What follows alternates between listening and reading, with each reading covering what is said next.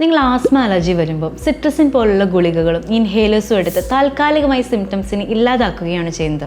ഇതൊരു ശാശ്വത പരിഹാരമല്ല. നമസ്കാരം, ഞാൻ doctor Greeshma, chief medical officer saint Paul's Ayurveda. പലപ്പോഴും കാണിക്കുന്ന തുടർച്ചയായ തുമ്മൽ, നിർത്താത്ത മൂക്കൊലിപ്പ്, ശക്തമായ ചുമ, ചൊറിച്ചിൽ, ശ്വാസമുട്ട് ഇവയെല്ലാം വെറും ലക്ഷണങ്ങൾ മാത്രമാണ്. ഇവ വർഷങ്ങളായി വന്നും പോയിരിക്കുന്നു.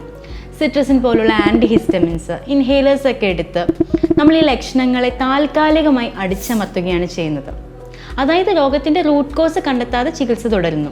ഇവിടെ ഞങ്ങൾ ചികിത്സിക്കുന്നത് ഈ ലക്ഷണങ്ങളെ മാത്രമല്ല, ഈ രോഗമുണ്ടാവാൻ കാരണമാകുന്ന ശരീരത്തിലെ ദഹന പ്രക്രിയയിലുണ്ടാകുന്ന മാറ്റങ്ങൾ, ദാറ്റ് ഈസ് മെറ്റബോളിക് ഇംബാലൻസസ്, പിന്നെ ഇമ്മ്യൂണിറ്റിക് ഇഷ്യൂസ്, തെറ്റായ ജീവിതശൈലികൾ, ഭക്ഷണശീലങ്ങൾ, അലർജി ട്രിഗേഴ്സ് ഇവയെല്ലാം അനലൈസ് ചെയ്തിട്ടാണ് ട്രീറ്റ്മെൻറ്റ് പ്ലാൻ ചെയ്യുന്നത്.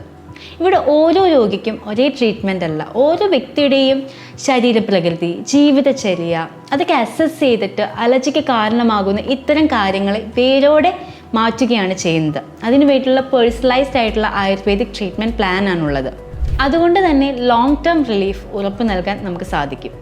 നിങ്ങൾക്കോ നിങ്ങളുടെ കുടുംബത്തിലെ ആരെങ്കിലുമൊക്കെ അലർജി അല്ലെങ്കിൽ ആസ്മ കാരണം ബുദ്ധിമുട്ടുന്നുണ്ടോ? സിംറ്റംസിനെ മറക്കാതെ കാരണം കണ്ടെത്തി നമുക്ക് ചികിത്സിക്കാം.